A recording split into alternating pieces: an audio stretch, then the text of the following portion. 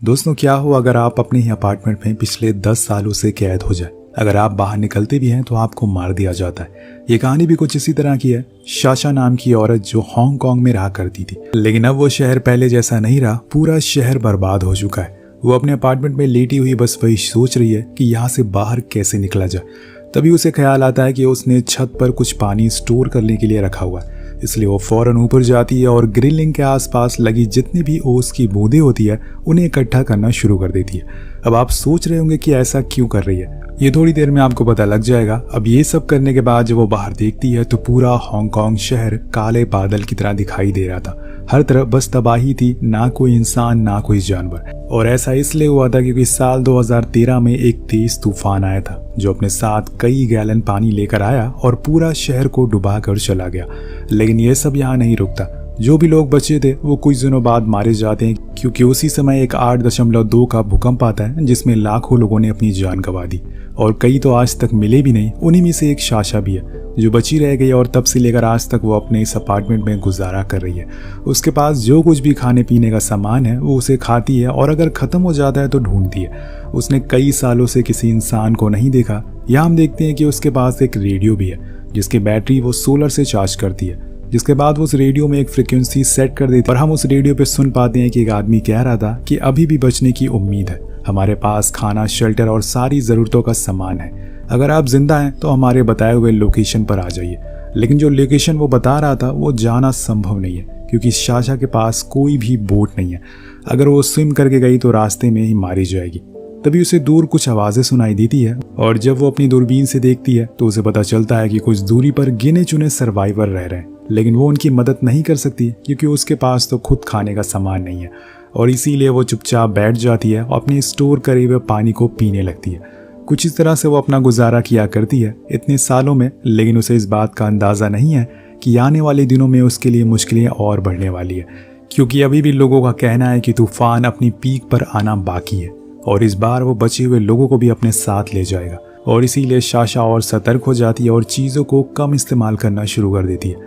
अब एक दिन वो देखती है कि पानी में एक बॉक्स तैरता हुआ आ रहा है। शायद वो किसी तरह का सप्लाई हो सकता है। इसलिए वो फौरन ग्राउंड फ्लोर पर जाती है जहां हम साफ साफ देख सकते हैं कि चारों ओर बस पानी भरा हुआ है। वो टॉप फ्लोर पर रहती है और इसीलिए वहां अभी तक उस तक पानी पहुंच नहीं पाया। अब वो खुद की बनाई हुई एरो से उस बॉक्स को खींच लेती है, पर जब उसे खोलती है तो उसे उसमें एक वाइन की बोतल के अलावा कुछ नहीं मिलता।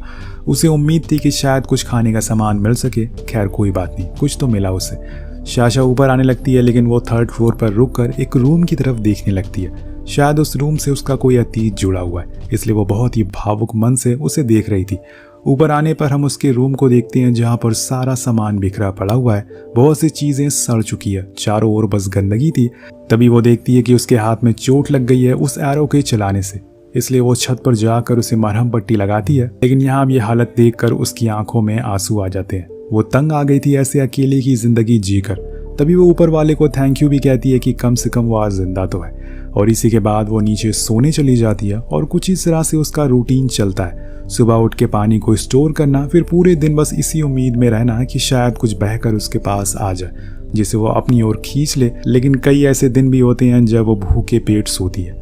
हम देखते हैं कि नेक्स्ट मॉर्निंग जब वो पानी स्टोर कर रही होती है तभी उसे दूर एक बोट दिखाई देती है जिसमें कुछ लुटेरे उसकी तरफ आ रहे थे और उनके पास हथियार भी थे। उन्हें देखकर वो छुप जाती है और वो लुटेरे सामने वाली बिल्डिंग में रह रहे सर्वाइवर को मार देते हैं और उनके सारे सप्लाईज को, सामानों को अपने पास रख लेते हैं। फिर वो किसी दूसरे सर्वाइवर की तलाश में लग जाते हैं। यही उनका पेशा बन गया है। लेकिन यहाँ अचानक से उन्हीं में से एक आदमी की नज़र शाशा पे पड़ जाती है। वो भी उसे देख लेती है, इसलिए शाशा फौरन दीवार के पीछे छुप जाती है। कुछ समय के बाद वो दोबारा से देखती है तो वो लोग उसके ही अपार्टमेंट की तरफ बढ़ रहे थे। इसलिए वो तेजी में नीचे जाती है और जितना भी सामान था उन्हें और ज़्यादा बिखेर देती है। जो कुछ खाने पीने की चीज़ें थी उन्हें छुपा देती है और खुद जाकर एक बंकर जैसे रूम में छुप जाती है जो कि उसने ही ऐसी सिचुएशन के लिए बनाया था। और कुछ देर बाद घर में 4 लोग घुसते हैं जो बहुत ही बेदर्दी से उसके सारे सामानों को फेंकना शुरू कर देते हैं। उनके साथ एक 15 साल का लड़का भी होता है जिसे देखकर उसे अपनी बहन की याद आ जाती है जो इस तूफान में मारी गई।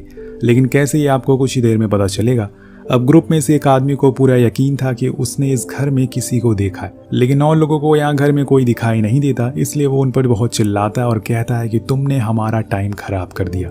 ये घर पिछले 10 सालों से ऐसे ही बंद पड़ा है अंदर साशा उनकी बातें सुन रही थी और उन्हें बहुत ही ज्यादा डरी हुई थी और इसी वजह से वो कांपना शुरू कर देती है, क्योंकि अगर उन लोगों ने उसे पकड़ लिया तो उसके साथ क्या होगा ये अच्छे से हम जानते हैं। अब सब कुछ देखने के बाद वो वापस चले जाते हैं और वो भी बाहर आ जाती है, लेकिन उसे डर है कि वो लोग फिर से आ सकते हैं, इसलिए अब साशा ज्यादातर सामानों को छुपा कर रखती है और ज्यादा सतर्क भी हो जाती है। अब हर रात की तरह उसने उस रात भी बीते कुछ सालों के सपने आते हैं जिसमें उसे अपने परिवार वालों को खो दिया था और इसी डर में उसकी नींद खुल जाती है। वो उठकर फ्रेश हो जाती है और यहाँ हम देखते हैं कि उसने अपने जो भी वेस्ट मटेरियल होते हैं उसे एक बाल्टी में इकट्ठा कर लिया और जब वो ज़्यादा हो जाता है तो वो उसे बाहर चुपके से फेंक देती है, क्योंकि इन लुटेरों को पता चलता है कि ये वेस्ट इंसान का है और वो यहाँ आ सकते हैं और उसे मार सकते हैं। अब वो बाहर देखती है कि आज शायद उसे कुछ मिल जाए और लकीली आज उसे एक बॉक्स तैरता हुआ दिखता है। वो फौरन नीचे जाकर उसे ले आती है और इस बारी उसे अंदर एक हनी जार मिलता है, जिसे टेस्ट करने पे पता चलता है कि वो फ्रेश है और ये जानकर वो बेहद खुश होती है। उसे उस बॉक्स में कुछ सड़े हुए फ्रूट भी मिलते हैं जिसे उसे खाना पड़ेगा, क्योंकि ऐसे हालातों में आपको खाना और पानी की अहमियत पता चलती है। उसके चेहरे पर एक स्माइल थी जो ये बयां कर रही थी कि आज का दिन उसका अच्छा गुजरा है। अब उसी दिन उसकी नजर बाहर तैर रहे एक बॉक्स पर पड़ती है जिसके ऊपर एक छोटी बच्ची थी, लेकिन साशा को लगता है कि शायद वो मर चुकी है, इसलिए वो उसे अंदर नहीं लाती और अपने कामों में बिजी हो जाती है। लेकिन रात होने में वो देखती है कि वही बच्ची उसके घर के अंदर आ गई है, यानी कि वो जिंदा थी।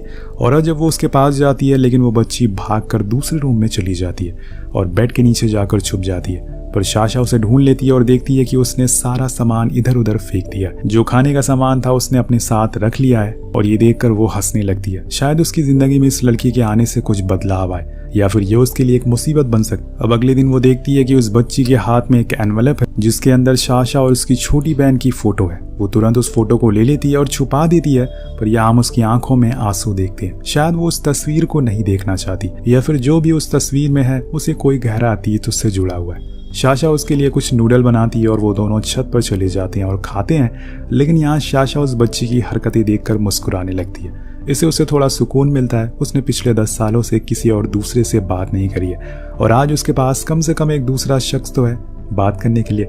और तभी दोस्तों कहानी पास में जाती है जब शहर में सब कुछ सही चल रहा था। साशा अपने दोस्तों के साथ एंजॉय कर रही थी। वो उन पलों को याद करती है। कहानी प्रेजेंट में आती है और हम देखते हैं कि वो बच्ची आखिरकार अपना नाम बता देती है, जो कि था जूलिया। वो आकर साशा के पास सो जाती है और उसे इधर उधर की बातें करना शुरू कर देती है और पूछती है कि आप यहाँ पर कब से रह रही हैं। वो वही बताती है कि 10 सालों से।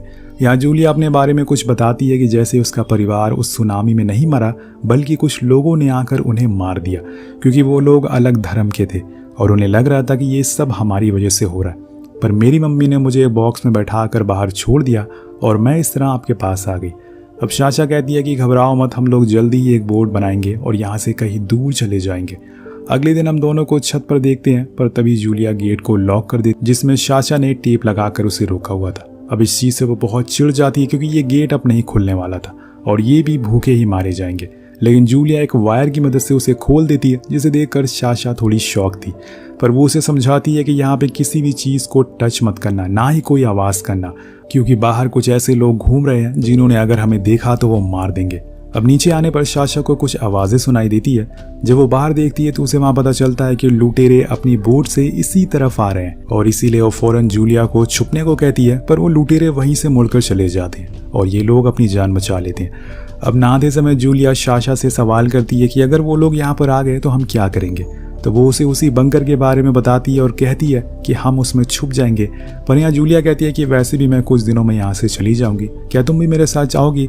उसकी ये बातें सुनकर साशा हंसने लगती है और कहती है कि बाहर कुछ नहीं बचा है, सब कुछ खत्म हो गया है और ये घर तो मेरा ही है, मैं भला इसे छोड़कर कहाँ जाऊंगी। अब उसी रात वो नोटिस करती है कि उसके गले में एक नेकलेस नहीं है, जो कि उसने जूलिया को देखने के लिए दिया था। लेकिन जब वो उसे मांगने जाती है तो वो उल्टा गुस्सा हो जाती है और अपना सारा सामान लेकर दूसरे रूम में शिफ्ट हो जाती है। लेकिन यहाँ जिन सामानों को लेकर वो गई थी वो असल में साशा ने उसे दिया था, लेकिन ये उसका बचपन ही है जो ये सब उसे करवा रहा है। यहाँ उस नेकलेस के बारे में पता चलता है कि असल में वो उसकी छोटी बहन का था, जिसे वो पिछले 10 सालों से पहन रही थी। अगली सुबह जब वो छत पर पानी लेने के लिए जाती है तो देखती है कि वहां पर सारा पानी खाली हुआ है। ये देखकर वो डर जाती है और फौरन नीचे आती है तो देखती है कि वहां उसे पीने वाले पानी से जूलिया कपड़े धो रही है और ये देखकर उसे बहुत गुस्सा आता है। लेकिन तभी उसे कुछ पास्ट की बातें याद आने लगती है। हमें उसकी छोटी बहन को देखती हैं जो उसकी स्टेप सिस्टर थी और सारे लोग घर में उसे ही ज़्यादा प्यार करते थे। लेकिन ये बात साशा को पसंद नहीं थी, इसलिए वो उसे नफरत करने लगती है और धीरे धीरे करके घर में सभी लोग उससे बोलना बंद कर देते हैं और अपने में ही मस्त रहने लगते हैं। अब यही सब बातें सोचते ही वो बेहोश हो जाती है। या हम उसके पास जूलिया को बैठा हुआ देखते हैं जो उसे होश में लाती है, जिसके बाद वो लोग फिर से ऊपर जाते हैं जो भी पानी था उसे लाने के लिए। लेकिन यहाँ जूलिया सीढ़ियों की लाइट ऑन कर देती है पर साशा जल्दी से उसे बंद कर देती है क्योंकि रोशनी बाहर चली गई तो बाहर वालों को पता चल जाएगा कि अंदर कोई रह रहा है। अब पानी लाते समय वो फिर से उसी रूम के बाहर रुक जाती है और यहाँ जूलिया उसे पूछती है कि वहाँ कौन रहता है। साशा को जवाब नहीं देती पर यहाँ हमें फ्लैशबैक में पता चलता है कि उस रूम में साशा की छोटी बहन रहा करती थी, लेकिन उसके जाने के बाद वो रूम में कभी दोबारा नहीं गई। और अब एक दिन जूलिया रेडियो लेकर वही ब्रॉडकास्ट सुनना शुरू कर देती है जो कहानी की शुरुआत में साशा ने सुना था, जिसके बाद वो जाकर इस बारे में उसको बताती है और कहती है कि हमें एक बोट बनानी चाहिए जिसकी मदद से हम यहाँ से निकल सके। लेकिन साशा मना कर देती है और कहती है कि ये इतना आसान नहीं है, मुझे नहीं पता कि वो जगह कहाँ पर है। जूलिया को लगता है कि वो यहाँ से निकलना ही नहीं चाहती, इसलिए वो उसे कायर कह देती है क्योंकि वो तो कोशिश भी नहीं कर रही है। उसके जाने के बाद साशा को बहुत बुरा लगता है पर वो छोटी बच्ची को आखिर कह भी क्या सकती है। कुछ समय के बाद वो देखती है कि वो दूसरे रूम में बॉटल से एक राफ्ट बना रही है तो साशा जाकर उसे समझाती है कि जितना ये चीज़ देखने में आसान है सच्चाई में उतना ही मुश्किल है। हम इस राफ्ट से निकल नहीं सकते क्योंकि पानी में शार्क घूम रही है जो कई दिनों से भूखी है और वहाँ उतरते ही वो हमें खा जाएगी। ऊपर से मौसम भी खराब है, अगर कहीं बीच में हमें वो लोग मिल गए तो वो हमें मार डालेंगे। तो जूलिया उसे फ्लेयर दिखाते हुए कहती है कि ये है मेरे पास, ये हमारी हिफाजत करेगा। यहाँ साशा वो फौरन फ्लेयर उससे ले लेती है और खूब डांटती है कि अगर ये गलती से भी चल गई तो हम दोनों को जिंदा ही पानी में फेंक दिया जाएगा। उसने आज पहली बार उसे इतना डांटा था पर कुछ देर बाद वो जाकर उससे माफ़ी मांग लेती है। अब यहाँ दोस्तों हम फ्लैशबैक में देखते हैं कि साशा अब अपना घर छोड़कर जा रही है, लेकिन उसकी छोटी बहन उसे रोकती है और कहती है कि मत जाओ। पर साशा को अपने दोस्तों के साथ रहना पसंद था, ना कि अपने परिवार के साथ, और आज ही उसने इस बात का पछतावा हो रहा है कि वो क्यों उन्हें छोड़कर चली गई। अब प्रेजेंट में हम देखते हैं कि आज कई महीनों बाद बारिश हुई है जिस वजह से साशा ने सारे बर्तनों में पानी भर लिया। अब वो उसे साफ करके पीने लायक बना रही है जिसमें जूलिया भी उसकी मदद करती है। आज उन्होंने खाने में नूडल्स भी बनाए हुए हैं क्योंकि आज बारिश हुई है और ये उनके लिए खास है। दोनों बहुत ही खुश हैं। कुछ दिनों के बाद हम देखते हैं कि साशा ने अब एक राफ्ट बनाना शुरू कर दिया, लेकिन उसने इस बारे में जूलिया को भी नहीं बताया। वो उसे सरप्राइज देना चाहती है। उसके आने से पहले उसके दिमाग में ये ख्याल नहीं आया था कि वो यहाँ से कभी भी भाग पाएगी। अब ये सब वो सिर्फ जूलिया के लिए कर रही थी ताकि वो दोनों कहीं दूर जाकर एक परिवार की तरह रह सके। कुछ समय के बाद वो राफ्ट बनकर तैयार हो जाती है और ये देखकर जूलिया बहुत ही खुश होती है। दोनों धीरे धीरे करके अपने सामानों को रखना शुरू कर देते हैं जिसमें ज़्यादातर सामान खाने पीने का था क्योंकि उन्हें नहीं पता कि यह सफ़र कितना लंबा होने वाला है। अब साशा को बस सही समय का वेट था, इसलिए वो छत पर जाकर देखती है और तभी उसे दूर उन लुटेरों का शिप दिखता है जो इनकी तरफ आ रहे थे। इसलिए फ़ौरन अपने सारे सामानों को बिखेर देती हैं और साशा जाकर जूलिया को उसी बंकर में छुपा देती है। लेकिन उसे बाहर ही रहना पड़ता है क्योंकि उसमें बस एक ही बंदे की जगह थी। ये देखकर जूलिया रोना शुरू कर देती है, लेकिन यही हकीकत है। पर साशा जाकर अपनी छोटी बहन के रूम में छुप जाती है और यहाँ हम उस समय का फ्लैशबैक देखते हैं जब पूरी दुनिया में ये तबाही आ रही थी। हर तरफ बस हाहाकार और पानी के अलावा कुछ नहीं था। उस समय पर साशा और उसकी बहन एक साथ थे, लेकिन वो अपनी बहन को नहीं बचा पाई और खुद बच गई। इस बात का गिल्ट उसे आज तक है और जिस वजह से इस बारी वो ये गलती दोबारा नहीं करना चाहती। अब सभी लुटेरे घर में घुस जाते हैं और सारे सामानों को तोड़ फोड़ करना शुरू कर देते हैं। उन्हें पता चल चुका था कि जरूर यहाँ पे कोई रह रहा है, वो राफ्ट को देखकर, और एक लुटेरा उसी जगह पहुंच जाता है जहां पर साशा छुपी हुई थी। जब वो चादर को हटाता है तो वो उसके नीचे 2 इंसानों की लाश देखता है जो कि कंकाल बन चुकी थी, और इसी चीज से डरकर जूलिया आवाज कर देती है जिस वजह से वो लोग उसे ढूंढ लेते और मजबूरन यहाँ पर साशा को भी बाहर आना पड़ता है। लेकिन यहाँ वो हार मानने वाली नहीं थी। उसके पास ये आखिरी मौका है, इसलिए वो अपने पास रखी उस फ्लेयर को उसी आदमी के मुंह पर चला देती है जो उसे मारने की कोशिश कर रहा था। अब यहाँ दोस्तों उसे उन सभी से लड़ना होगा। आज वो बहुत ही ज्यादा गुस्से में है। पहले तो एक आदमी को चाकू से मारती है और तभी दूसरा आदमी उसे पकड़ लेता है, लेकिन वो भी उसे अपने आरों से चारों खाने चित कर देती है। बचा है आखिरी आदमी जिसको जूलिया संभाल लेती है। वो आदमी छत पर अपने सभी साथियों को बुला रहा था, लेकिन जूलिया उसे धक्का दे देती है जिससे वो सीधा पानी में गिर जाता है और वहाँ गिरते ही एक शार्क उसे अपने साथ ले जाती है। अब सभी लुटेरे यहाँ पर मर चुके थे और अगली सुबह वो दोनों उन्हीं लुटेरों की बोट लेकर वहाँ से निकल जाते हैं। बोर्ड पर लगे रेडियो को जब साशा ऑन करती है तो उसमें उसी ब्रॉडकास्ट के बारे में बताया जा रहा था। अब वो लोग भी उसी लोकेशन की ओर बढ़ना शुरू कर देते और इसी तरह से उन्होंने अपनी और जूलिया की दोनों की जान बचा ली। दोस्तों, अगर इन फ्यूचर कभी ऐसी आपदा में आप फंस जाएं और पूरी दुनिया खत्म होने वाली हो तो आखिरी बार आप किससे बात करना चाहेंगे? कमेंट में जरूर बताइएगा। मिलते हैं अगली वीडियो में। Peace out.